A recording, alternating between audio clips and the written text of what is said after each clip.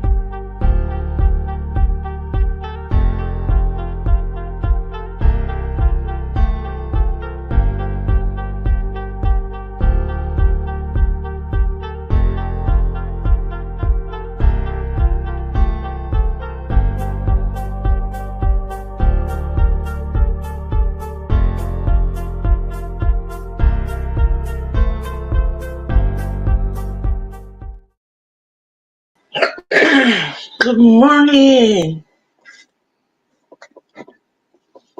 Good morning, Lily T. Thank you for sharing the live stream and being a great support to my channel and a fellow AA member.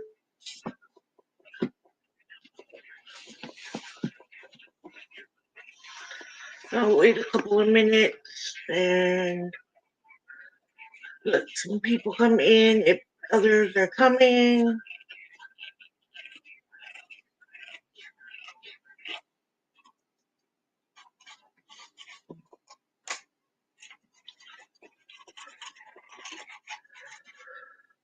Let me know if you can hear me and see me all right.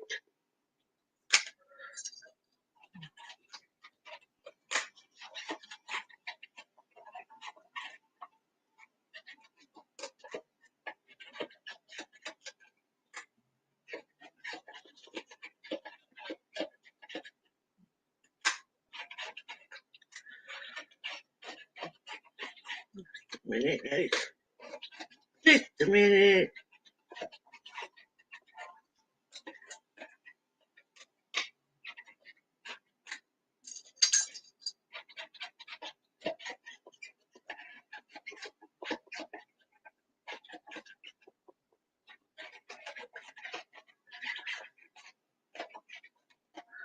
All right, anyways, let's go ahead and get this live stream going. Today is Tuesday, Christmas Eve. Merry Christmas, everyone. Please know that because it's a holiday doesn't mean that we don't do AA meetings. Yeah, I'm not doing anything much today, so I figured I'd go ahead and do a Christmas live stream for AA.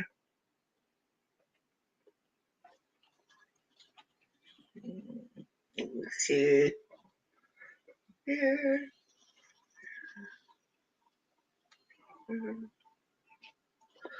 Please be mindful of other people in the chat and no judging each other.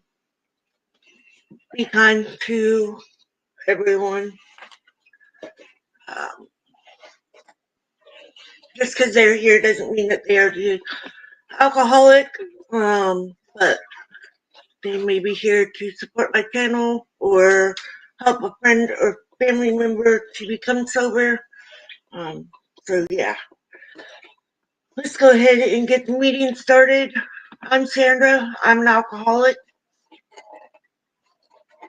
God, grant me the serenity to accept the things I cannot change, the courage to change the things I can, and the wisdom to know the difference. So let's get into the steps and traditions.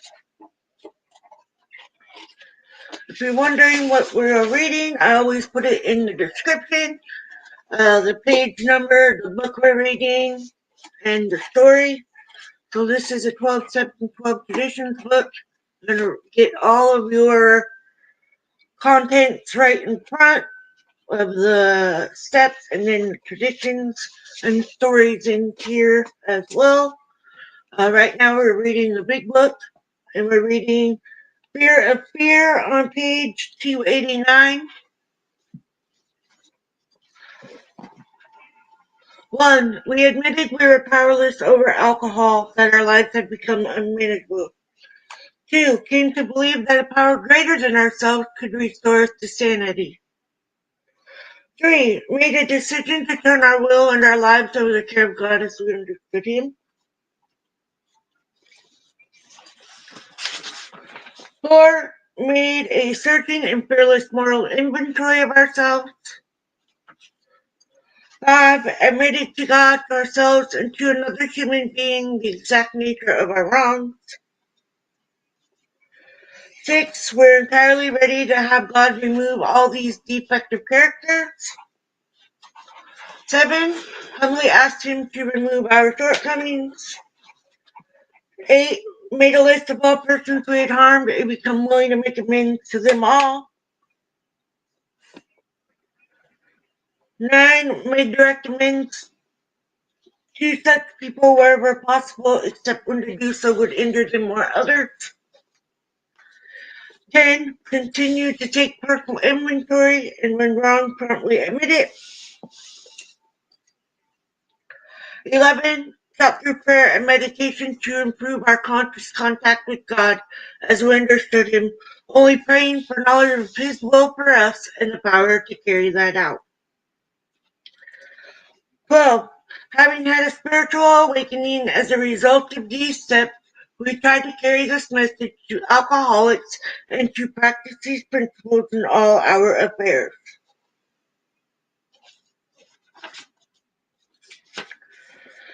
The traditions. 1. Our common welfare should come first. Personal recovery depends on AA unity. 2. For our group purpose, there is but one ultimate authority, a loving God as He may express Himself. In our group conscience, our leaders are but trusted servants, they do not govern. 3. The only requirement for AA membership is a desire to stop drinking. 4. Each group should be autonomous except in matters affecting other groups or AA as a whole. 5. Each group has but one primary purpose, to carry its message to alcoholics who still suffer. 6. An AA group ought never endorse, finance, or lend the AA name to any related facility or outside enterprise, lest problem of money, property, and prestige divert us from our primary purpose. 7.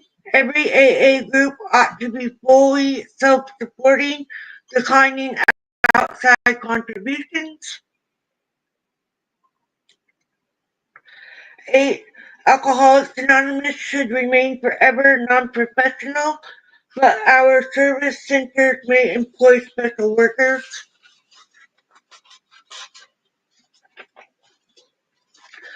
9. AA as such ought never be organized, but we may create service boards or committees directly responsible to those they serve. 10. Alcoholics Anonymous has no opinion on outside issues, hence the AA name ought never be drawn into public controversy. 12. Our public relations policy is based on attraction rather than promotion. We need always maintain personal anonymity at the level of press, radio, and film. And 12. Anonymity is the spiritual foundation of all our traditions ever reminding us to place principles before personalities. And I read the traditions to well, because today is Christmas Eve.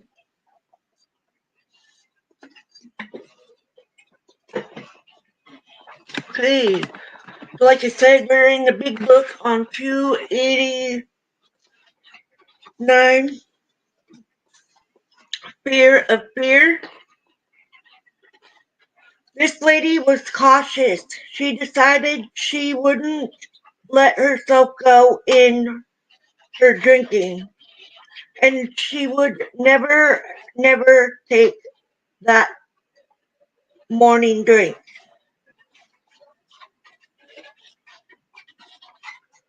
I didn't think I was an alcoholic. I thought my problem was that I had been married to a drunk for 27 years. And when my husband found AA, I came to the second meeting with him. I thought it was wonderful, simply marvelous for him, but not for me. Then I went to another meeting and I still thought it was wonderful for him, but not for me. That was on a hot summer evening down in the Greenwich Village group. And there was a little porch on there or out there in the old meeting place on Sullivan Street. And after the meeting, I went out on the steps for some air. In the doorway stood a lovely young girl who said, "Are you one of us spouses too?" I said, "Oh goodness, no, my husband is. He's in there." She told me her name and I said, "I know you from somewhere." It turned out that she had been in high school with my daughter. I said, "Eileen, are you one of those people?" And she said, "Oh yes, I'm in this." As we walked back through the hall, I, for the first time in my life, said to another human being, "I'm having trouble with my drinking too."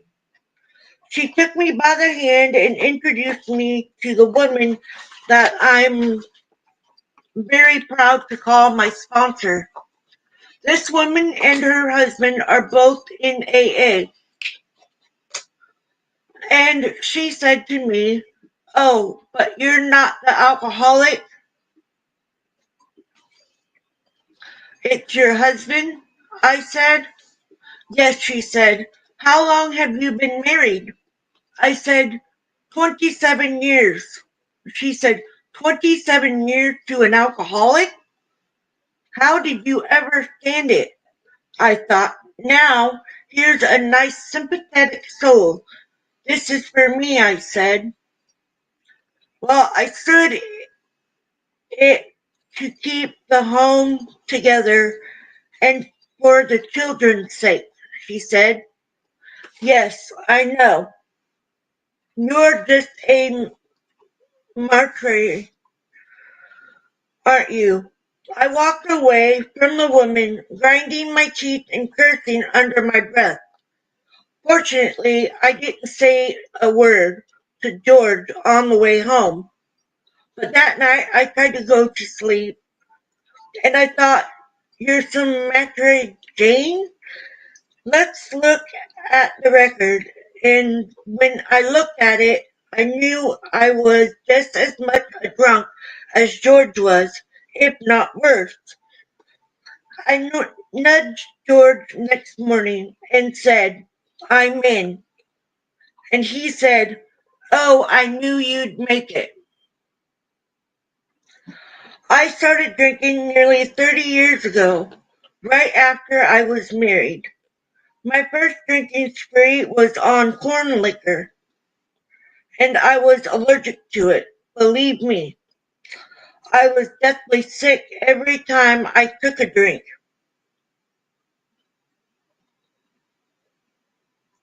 But when we had to do a lot of entertaining, my husband liked to have a good time.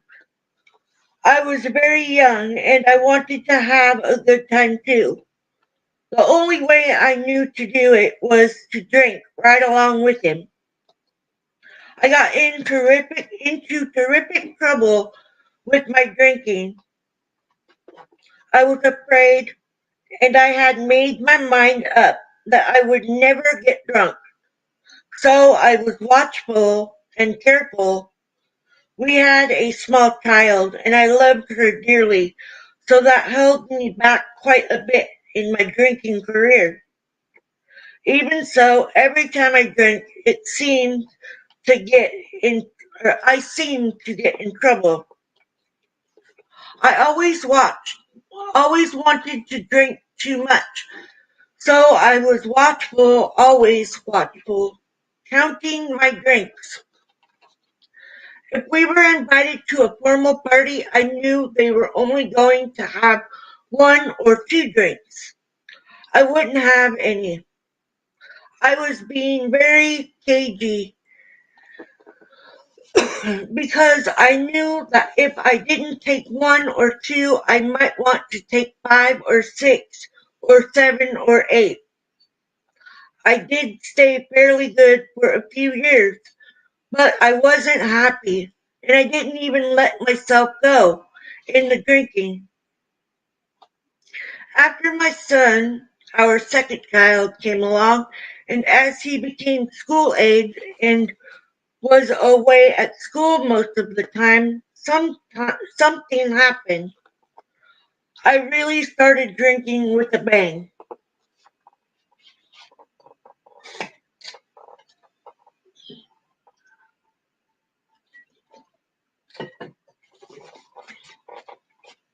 I never went to a hospital, I never lost a job, I was never in jail, and unlike many others, I never took a drink in the morning. I needed a drink, but I was afraid to take a morning drink because I didn't want to be a drunk. I became a drunk anyway, but I was scared to death to take that morning drink. I was accused of it many times when I went to play bridge in the afternoon, but I really never did take a morning drink. I was still woozy from the night before. I should have lost my husband, and I think that only the fact that he was an alcoholic too kept us together. No one else would have stayed with me. Many women who have reached the stage that I had reached in my drinking have lost husbands, children, homes, everything they hold dear. I have been very fortunate in my ways.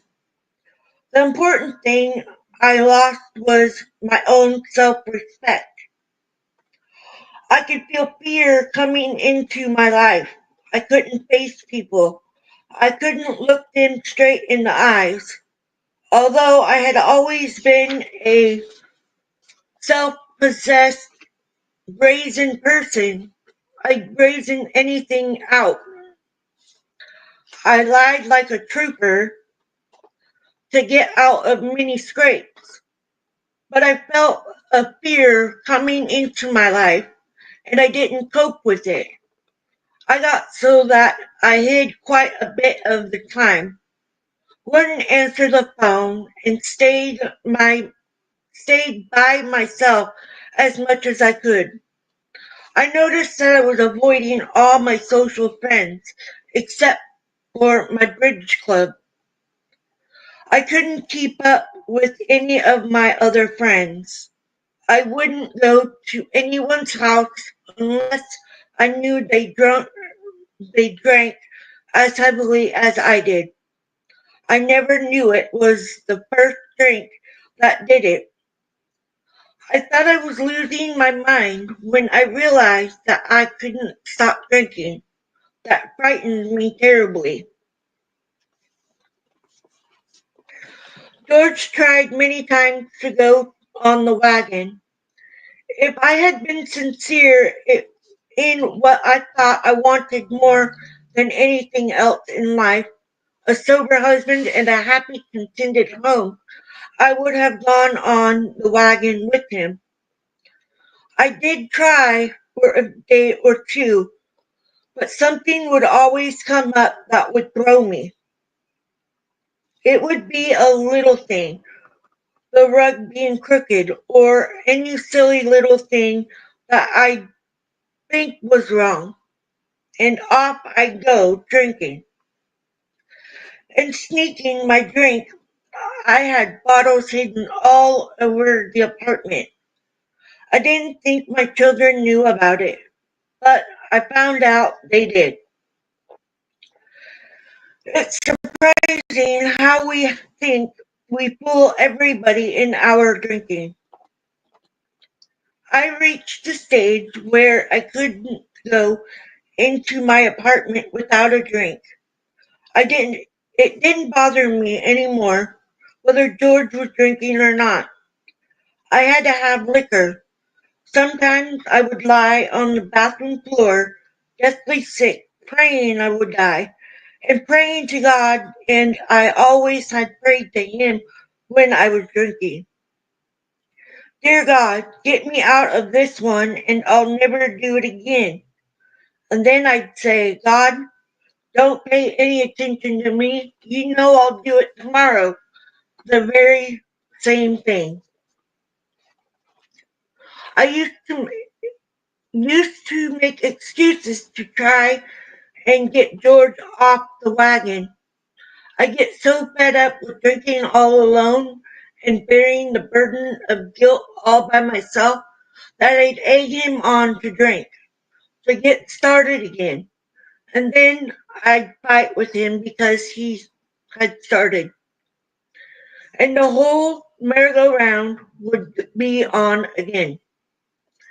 And he, poor dear, didn't know what was going on.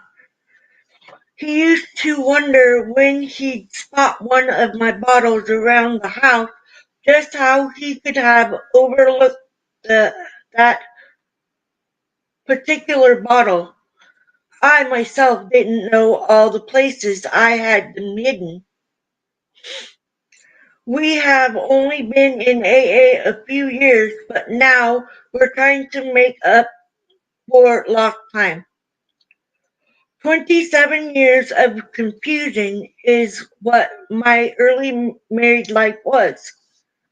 Now the picture has changed completely. We have faith in each other, trust in each other, and understanding AA has given us that. It has taught me so many things. It has changed my thinking entirely about everything I do. I can't afford resentments against anyone because they are the buildup of another drunk. I must live and let live and think that one important word means so much to me. My life was always act and react. I never stopped to think. I just didn't give a whoop about myself or anyone else. I try to live our program as it has been outlined to me, one day at a time.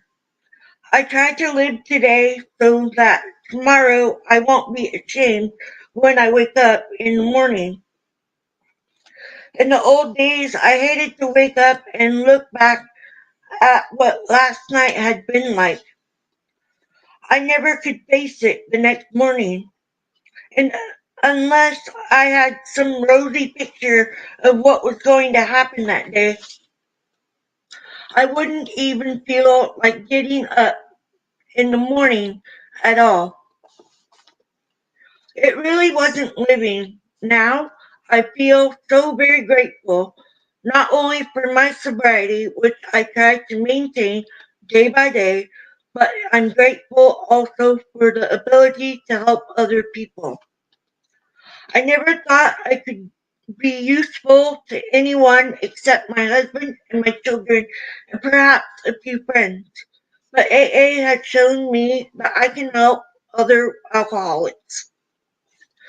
Many of my neighbors devoted time to volunteer work. There was one woman especially, and I'd watch her from my window every morning, leaving faithfully to go to the hospital in the neighborhood. I said to her one day when I met her on the street, "What sort of volunteer work do you do?"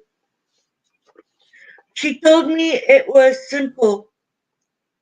I could have done it very easily, she said.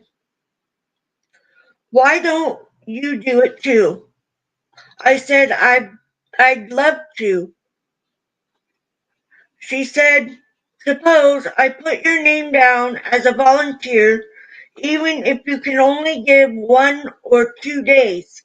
But then I thought, well, now wait, how will I feel next Tuesday? How will I feel next Friday? If I make it a Friday, how will I feel next Saturday morning? I never knew. I was afraid to set it every one day, even one day. I could never be sure I'd have a clear head and hands that were willing to do some work. So I never did any volunteer work. And I felt depleted, whipped. I had the time. I certainly had the capability, but I never did a thing. I am trying now each day to make up for all those selfish, thoughtless, foolish things I did in my drinking days. I hope that I never forget to be grateful. I highlighted, I never thought I could be useful to anyone except my husband and my children and perhaps a few friends. AA really has shown me that I can. I'm doing it right now, sharing my story and my ways of staying sober for 10 years now. And it is a day by day, uh, it is very much only going day by day because I also learned don't set yourself up for too far out because you could be setting yourself up for jumping off the wagon. I mean, after all, as I've said many times, I already did that, and that was before I ever found AA. So I know completely that that is the truth. That's what happens. You set yourself up. But I figured out by myself that I was an alcoholic because I had set myself up my whole life, if you can believe that. I have family members that are alcoholics and they have passed on or some are still alive. And, it is a lifetime thing and trying to stay sober is a lifetime commitment. And I've learned that the only way you can do that is by going day by day. And always remind yourself that we can do this. Even if it's a bad day, a good day, a sad day, you're mad today, you can make it, you can change it. But you can't change anything else other than how you react. I still to this day have to make amends for things that I say or do that might upset someone because I'm mad or I'm sad. I say the wrong thing. And yeah, I still have to make those amends. And I can't say I never went to a hospital because I did go to the hospital. That was before I started AA.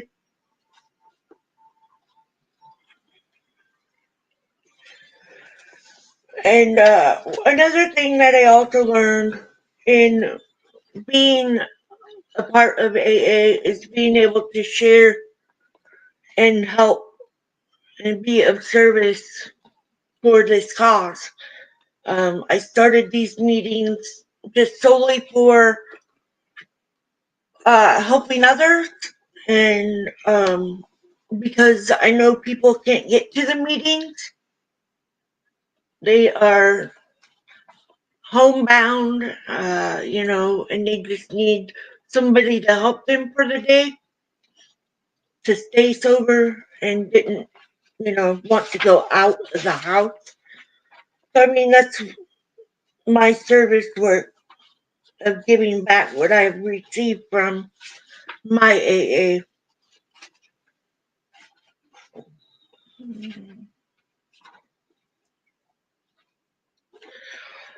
And I can relate to the very first sentence here.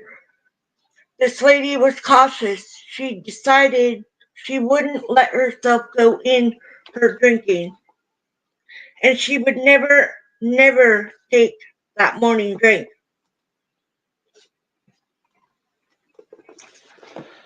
That doesn't work.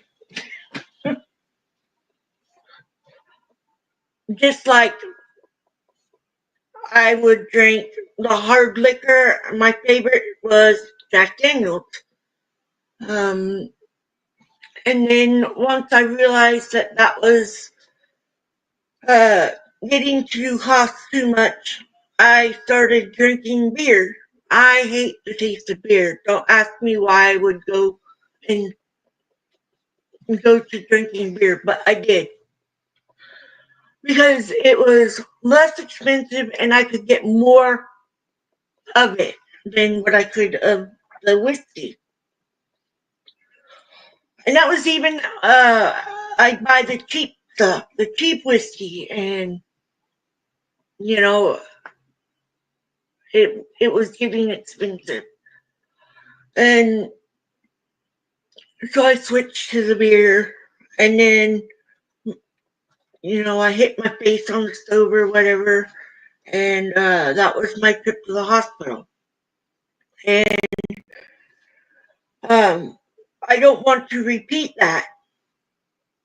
And I don't want to go back out because I already did that once, and that's not who I am anymore. The alcoholic is who I am, but I'm the recovering alcoholic, and I don't have to take that first drink. I don't want to take that first drink.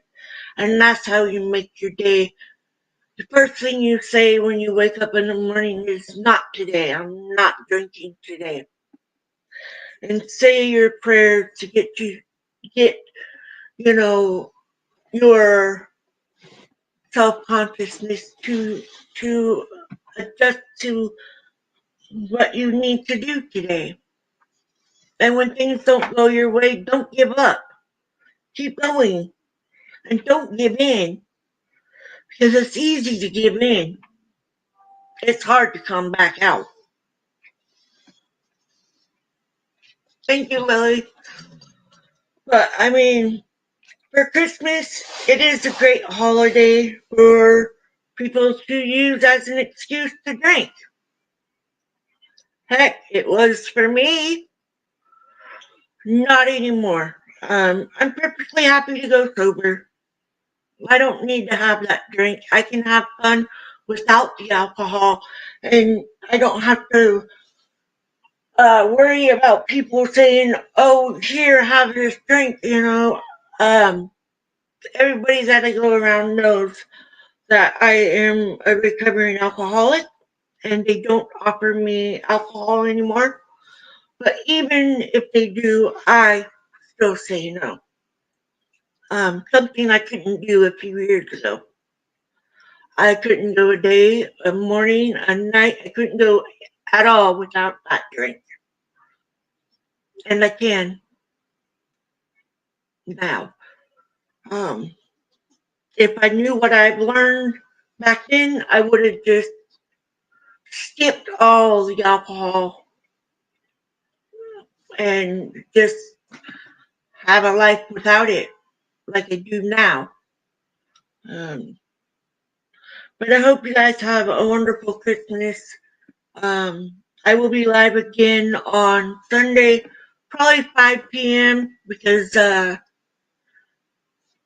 it worked last week for this last Sunday for AA.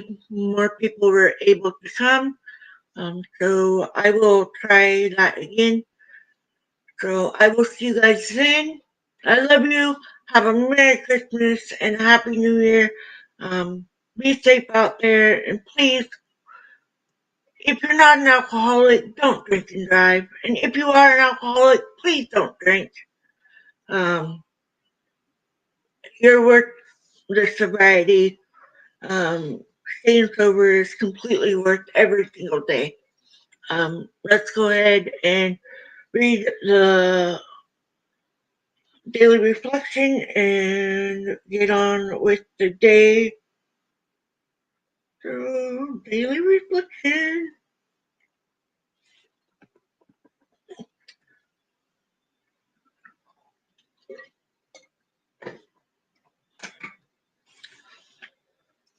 December 24th. A sane and happy usefulness. The dog's moaning, if you can hear that. Weirdo. We have come to believe he would like us to keep our heads in the clouds with him, but that our feet ought to be firmly planted on earth. That is where our fellow travelers are, and that is where our work must be done. These are the realities for us. We have found nothing incompatible between a power spiritual experience and a life of sane and happy usefulness. Alcoholics Anonymous, page 130. All the prayer and meditation in the world will not help me unless they are accompanied by action. Practicing the principles in all my affairs shows me the care that God takes in all parts of my life. God appears in my world when I move aside and allow Him to step into it.